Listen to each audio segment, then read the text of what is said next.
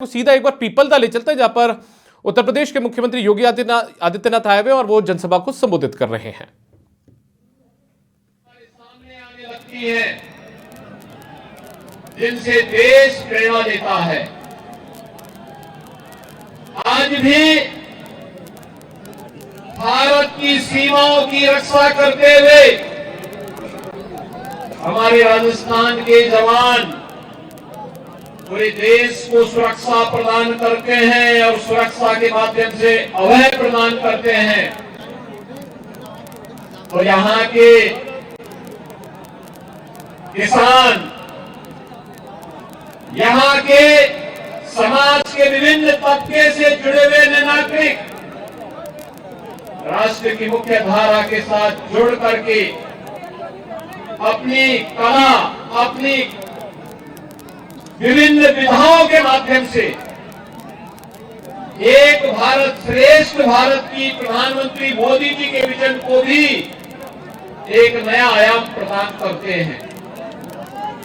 भाइयों बहनों, पूरे राजस्थान में परिवर्तन एक नई बहार है। राजस्थान के लोग चाहते हैं इस बार परिवर्तन होकर के रहेगा। और भाइयों बहनों, उसी में आपका आह्वान करने के लिए आज मैं विशेष रूप से आया हूं। आप देख रहे होंगे पूरे देश के अंदर प्रधानमंत्री मोदी जी के नेतृत्व में लोगों में एक नया उत्साह है, एक नया उमंग है, एक नई तरंग पूरे देश के अंदर चल रही है। एक नए भारत का दर्शन पूरा भारत कर रहा है। भारत की 142 करोड़ की जनता कर रही है। भाइयों बहनों, ये नया भारत वैश्विक स्तर पर जिस भारत का सम्मान बढ़ा है, भारत के बारे में दुनिया की धारणा बदली है। आज भारत को लोग एक विश्वसनीय देश और सहयोगी के रूप में सम्मान दे रहे हैं और पीड़ित मानवता को अभय प्रदान करने के एक देश के रूप में जहां कहीं अशांति होगी, भारत की तरफ लोग आशा भरी निगाहों से देख रहे हैं। ये नया भारत है, एक और दुनिया को शांति का संदेश देने वाला और दूसरी तरफ दुश्मन की टेढ़ी आंखों को निकालने की हिम्मत करने वाला भारत भी है। भाइयों बहनों, कितनी अद्भुत क्षमता है भारत की। एक तरफ हम शांति की बात करते हैं और दूसरी तरफ दुश्मन को उसके बांध में घुस करके ठिकाना लगाने का साहस भी आज भारत के जवानों के अंदर है। भाइयों बहनों, मैं आपसे एक बात सही मायने में रखना चाहता हूं। कांग्रेस ने लंबे समय तक देश पे शासन किया, लेकिन बदले में समस्याएं दी। आपके राजस्थान में भी यही चीज है। कांग्रेस को सबसे ज्यादा समय तक शासन करने का अवसर मिला राजस्थान में और गत 5 वर्ष का कार्यकाल भी राजस्थान के लिए है। बहुत लंबा समय नहीं जाएंगे, लेकिन अगर आप उससे पहले के 5 साल वसुंधरा राजे जी के नेतृत्व की भारतीय जनता पार्टी की सरकार के और कांग्रेस नेतृत्व की से अशोक गहलोत जी के नेतृत्व की सरकार के कार्यकाल की तुलना करेंगे तो भाइयों बहनों, आपको लगेगा कि भारतीय जनता पार्टी की सरकार कार्य कर रही थी, कार्य करना चाहती थी, लेकिन कांग्रेस की सरकार तो अपने अंतर कलहों के कारण जहां तहां अव्यवस्था, अराजकता, विकास के बैरियर के रूप में ही राजस्थान में पिछले 5 वर्षों के अंदर जानी जाएगी। भाइयों बहनों, कांग्रेस समस्या का नाम है, देश की समस्या का नाम है। आतंकवाद है ये कांग्रेस की देन, नक्सलवाद कांग्रेस की देन, ये गुंडागिरी कांग्रेस की देन, ये माफियागिरी ये कांग्रेस की देन। और भाइयों बहनों, ये कांग्रेस इस समस्या का बोझा है और भारतीय जनता पार्टी देश की समस्या का समाधान का नाम है। समाधान भाजपा है, मोदी है, समस्या का समाधान मोदी जी के माध्यम से हुआ है और होगा भी। कांग्रेस ने आतंकवाद की समस्या दी, मोदी जी ने और अमित शाह जी ने आतंकवाद की जड़ कश्मीर की धारा 370 को सदैव के लिए समाप्त कर दिया। कांग्रेस हमारी आस्था के साथ खिलवाड़ करती थी। आस्था के साथ खिलवाड़ कैसे? हिंदू मंदिरों को एक समय में मुगल कालखंड में अपवित्र करके, क्षतिग्रस्त करके, तोड़ करके वहां गुलामी के ढांचे खड़े कर दिए गए थे। अयोध्या में ही आपके सामने अयोध्या उदाहरण है। 500 वर्ष पहले बाबर के समय राम मंदिर को तोड़ दिया गया, उसके ऊपर एक विवादित ढांचा खड़ा कर दिया गया। हम आंदोलन करते थे, कांग्रेस की सरकारें अत्याचार करती थी। हम लोग नारा लगाते थे, रामलला हम आएंगे, मंदिर वही बनाएंगे। कांग्रेस के लोग हंसते थे, कहते अरे कैसे बना देंगे।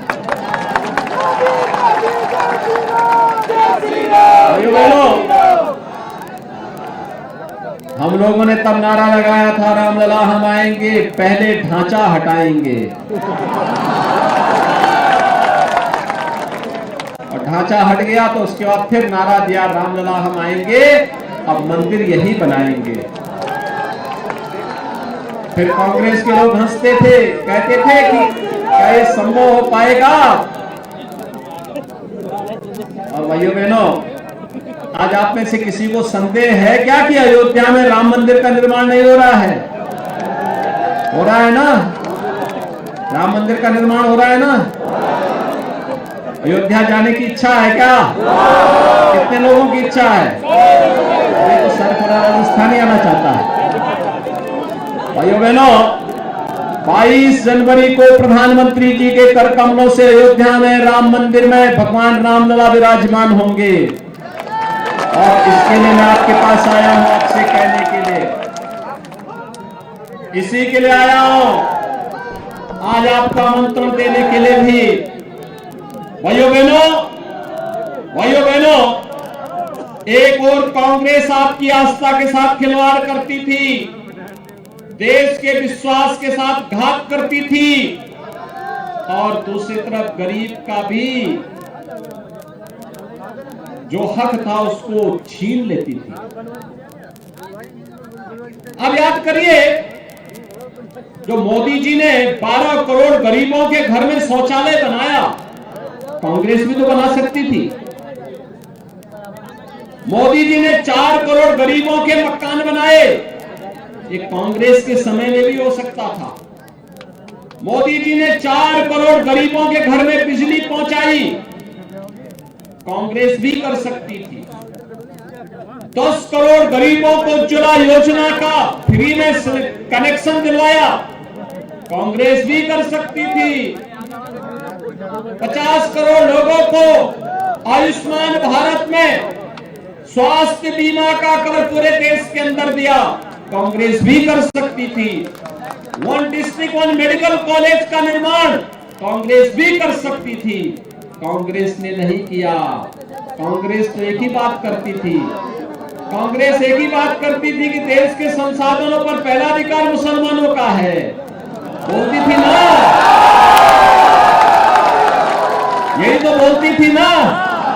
और भाइयों बहनों, मोदी जी ने कहा देश के संसाधनों पर पहला अधिकार गरीब का है, किसान का है, नौजवान का है, महिलाओं का है, दलित का है, वंचित का है, पिछड़े लोगों का है, समाज के हर तबके का है।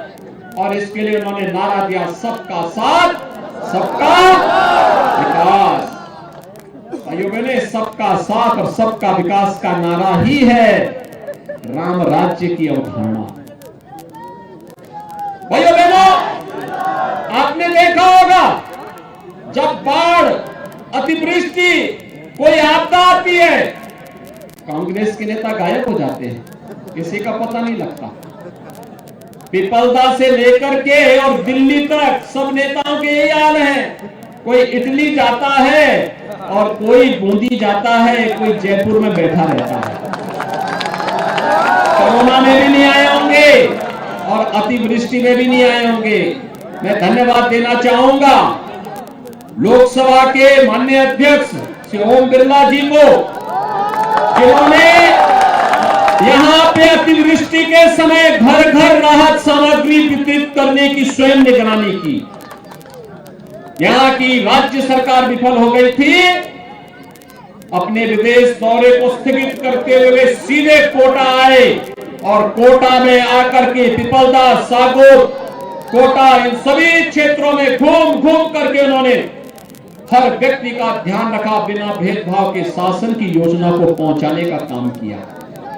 भाइयों बहनों, ऐसे लोग भी हमारे जनप्रतिनिधि होने चाहिए और इसी के लिए आज आह्वान करने के लिए मैं आपके बीच आया हूं कि भाइयों बहनों, 22 जनवरी के बाद पूरा देश अयोध्या दर्शन करने के लिए आएगा और इसमें पिपलदा और सागोत से भी अगर दर्शन करने के लिए आना है तो मैं अभी से श्री प्रेम गोचर जी को और श्री हीरालाल नागर जी को बोल दे रहा हूं, आप इनको जयपुर पहुंचाइए और ये यहां से आपको फिर अयोध्या का सैर कराने ले चलेंगे, दर्शन कराने ले चलेंगे।